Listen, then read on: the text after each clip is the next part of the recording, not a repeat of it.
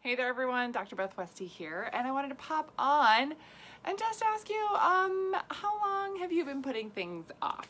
A little different topic than some of the content that I give and talk about with women's health, but I find that these things go hand in hand, and that's why we talk about them and cover them in the 12-week challenge. It's because when you keep putting things off for whatever reason that is, whatever it is that you're struggling with doesn't necessarily magically get better, right? Yeah. This is so true. Putting things off is not going to make your health status different 12 weeks from now, right? If there's an issue and you know there's an issue, you got to do something to move forward with that, moving things in the right direction. Why?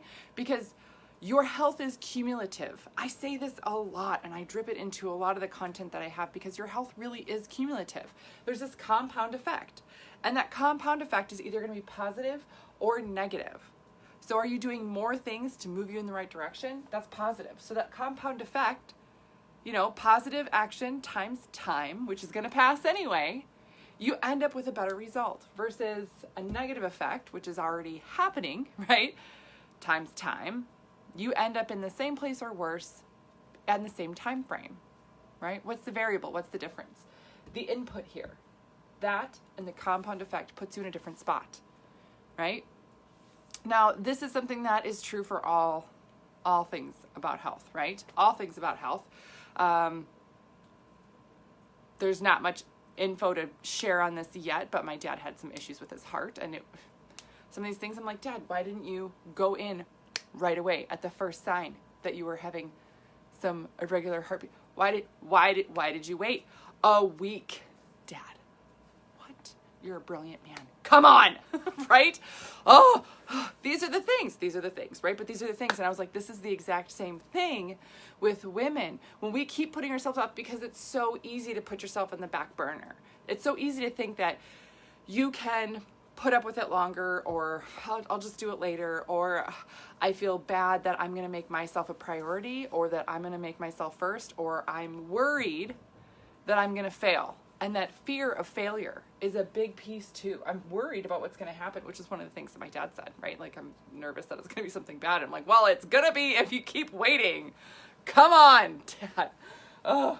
But this failure piece, this fear of failure, I'm afraid to try again and fail. I'm afraid that, whatever it's going to be, I'm going to end up in the wrong spot. And really the only way, for sure, right? Because it's a this or this. There's no gray area here. This is a black or white issue, right? You're either doing it or you're not. There's, because of this compound effect and where so many women are at right now, you're either doing the positive steps or the negative steps. So there's no neutral steps. So with failure, the only way to fail, especially when it comes to your health, is really to quit.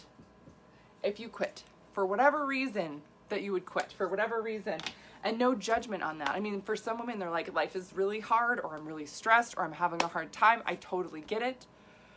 And if that you're using that as a reason to quit, okay.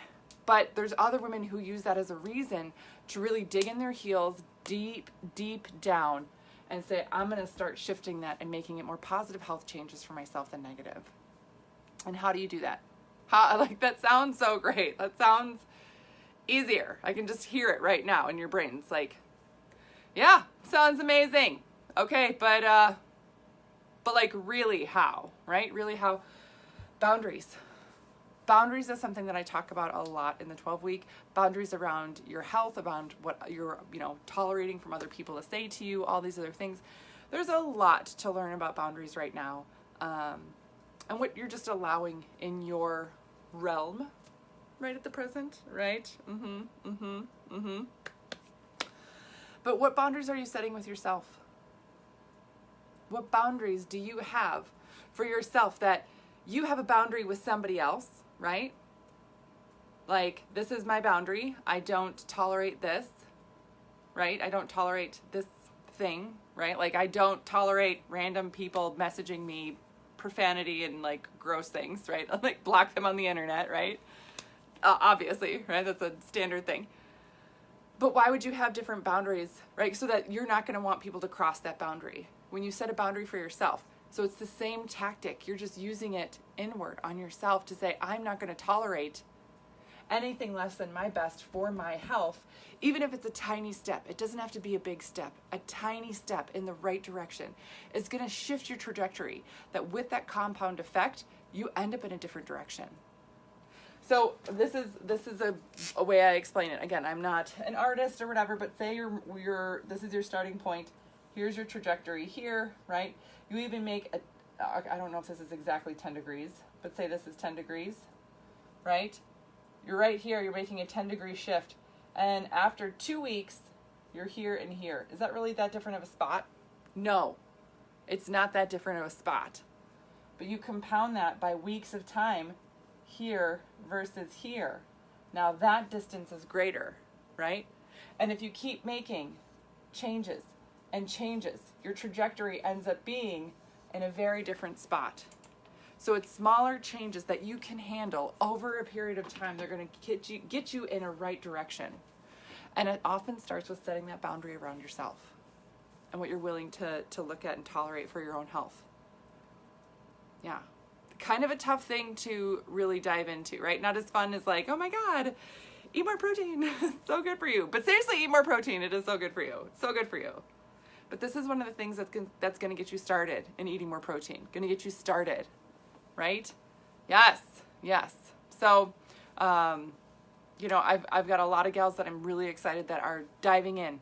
They've decided to do the 12-week challenge. They are on such an incredible journey. Some of them have really put up with some really tough stuff in their lives, and they're going all in, both feet in, making that positive change. And with that compound effect, right, that cumulative health effect, they're going to end up in a completely different direction right down the road. So I'm really, really excited about it, and I cannot wait.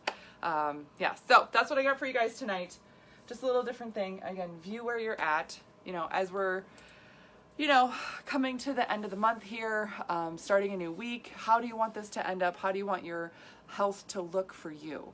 That's the biggest thing to look at. All right.